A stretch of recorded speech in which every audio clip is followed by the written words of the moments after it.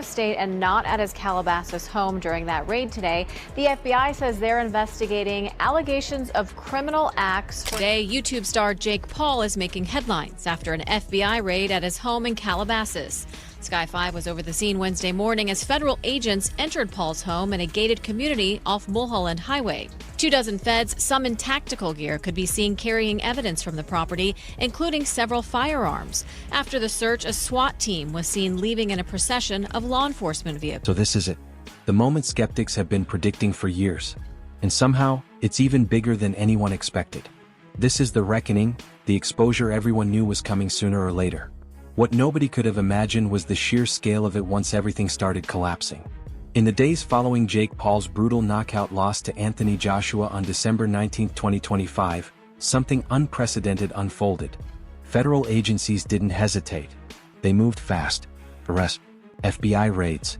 Serious allegations surfacing that the Paul brothers attempted to flee the country as evidence mounted, evidence pointing toward widespread fraud and allegedly scripted fights that violated federal gambling laws.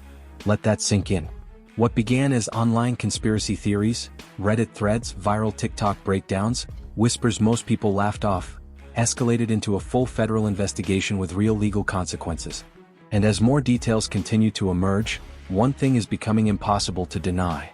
The Jake Paul era, the era of manufactured boxing spectacles and carefully curated opponents, is officially over. You start to take your foot off the gas just a little bit because you noticed he was tiring out? Yeah, definitely. Definitely a bit. You know, I wanted to give the fans a show, but I didn't want to hurt someone that didn't need to be hurt. Did you carry Mike? Yeah, I mean, a little bit. Yeah, like there was a point where, you know, I was just like, okay, he's not really engaging back. And so I don't know if he's tired or whatever. And I could just tell, you know, his age was showing a little bit. And I just have so much respect for him. And that like violence war thing between us, like after he slapped me, I wanted to, you know, be aggressive and take him down and knock him out and all that stuff. But that kind of went away as the rounds went on. But to understand how we got here, we have to rewind. This story didn't begin with FBI raids or federal charges.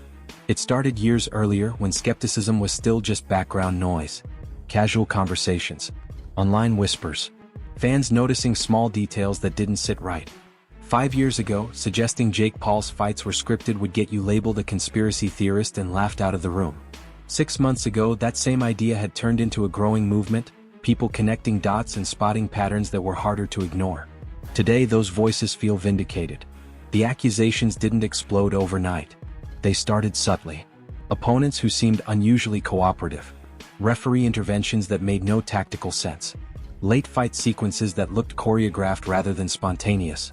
Every concern could be brushed off. Bad luck, washed-up opponents, YouTube theatrics designed for clicks. Until one moment changed everything. The leaked script for the Mike Tyson fight.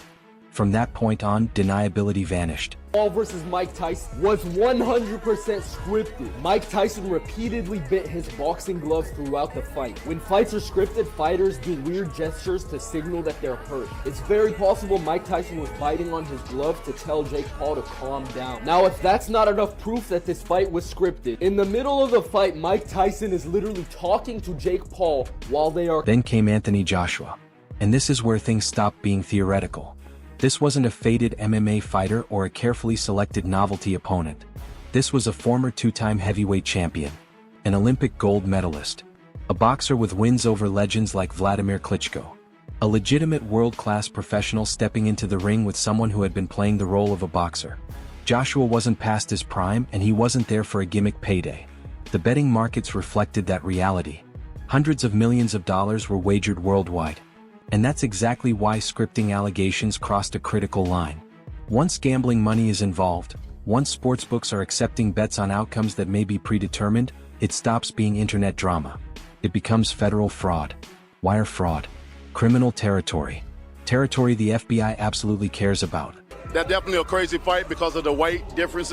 The weight difference in there, I only know one man that'll do the weight difference like that, and that's the Bronze Bomber. You know, for me, in my opinion, I think it's scripted a little bit because, you know, of the weight difference, and, you know, Joshua is a former, you know, champion. And also, you know, he's current, he's active. You know, and this is going to be the first time that we see Paul, you know, fighting an active fighter. You know, I mean, we seen the Mike Tyson. That was all fun. That was cute. You know what I'm saying? It's fun and games and stuff. But now you're dealing with a real professional. Eddie Hearn, Joshua's longtime promoter, went on the defensive immediately. You had to. The accusations weren't fading. They were gaining momentum. Over and over, he repeated the same line in interviews. If it was scripted, the FBI would investigate. Think about that defense. He didn't argue that scripting was impossible. He argued that the existence of federal law made it unthinkable. As if people never break the law. As if boxing's history isn't littered with corruption. Hearn knew something else too. Joshua wasn't supposed to end it like that. The rumored script, according to whispers, called for dominance with limits. Control. Damage without destruction. That's not what happened. Paul's jaw was broken in 2 places. Emergency surgery followed. Not the kind of outcome you get from a fight that goes according to plan. Bloodied and unable to spin the moment, Paul admitted it. I got my ass beat. There was no moral victory to sell. No narrative left to protect. It was a demolition. A real boxer versus a manufactured one. Joshua walked away barely touched. Paul absorbed everything. And that imbalance said more than any press release ever could. And any agreement about, hey, you need to get the fight into this round, you need to carry him for X amount of rounds, you need to do your part to get it into the 5th, 6th, or whatever. Absolutely no way ever. I mean, if you look at a couple of the right hands that AJ missed with in the first couple of rounds, like they would have done the same job on Jake's jaw if they would have landed. And Jake did very well to avoid them. So I always said going into the fight, AJ's not the kind of guy that's going to come out like a train, just start swinging away. He's going to take his time, and that's what he did. You know, the fight definitely went a few more rounds than anticipated from Anthony, but it's like even now, it's like, yeah, it was definitely a fix. Some guy commented today on one of my posts, yeah, it was definitely a fix. I go, you do know that he's broken his jaw in 2. As the dust settled, scrutiny turned toward Paul's physical transformation. Was it natural? Over 6 months, he reportedly gained 30 to 40 pounds of lean muscle while maintaining, even improving, his speed. His coach claimed he reached 230 pounds. Heavyweight mass with cruiserweight explosiveness. That defies natural physiology. Then came the Tommy Fury situation. John Fury alleged Paul refused VEDA testing. Real, random anti-doping oversight. Paul dodged the question. The optics were disastrous. If there was nothing to hide, why avoid stricter testing? By the time the Joshua fight happened, online investigators had already built a detailed case. Analysts with reputations to protect began speaking openly. Casual fans sensed something was wrong. The leaked Tyson script didn't create suspicion, it confirmed it. And when Joshua knocked Paul out without hesitation, that suspicion hardened into certainty. Here was someone who didn't play along. Someone who treated it like a real fight. And the illusion shattered. Like after his boxing career. People think I do steroids and all this shit, so I have a plan because I think it's fucking bizarre. That's like the only excuse they can come up with is like rigged fights. Jake Paul does steroids. So after boxing, I'm gonna do a cycle of steroids to show people what Jake Paul on steroids actually looks like, because I want to shut people the fuck. Paul's response followed a familiar damage control blueprint. He hired high-profile attorney Alex Spiro. MVP issued legal threats against critics. His partner, Nakisa Bidarian, framed accusations as defamation, claiming they harmed business interests. But even his defense acknowledged an uncomfortable truth. Boxing is full of shady practices. Frank Smith, Joshua's co-promoter, didn't even bother debating scripts.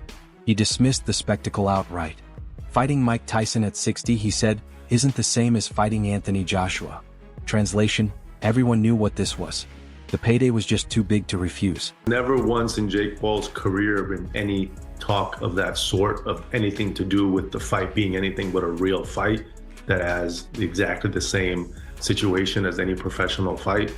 And that's exactly the same thing here for the Anthony Joshua fight. It's just beyond mind-blowing that people would think that. Anthony Joshua was on record saying that if he didn't finish him in the first round, that would be disappointing, that it would be a failure.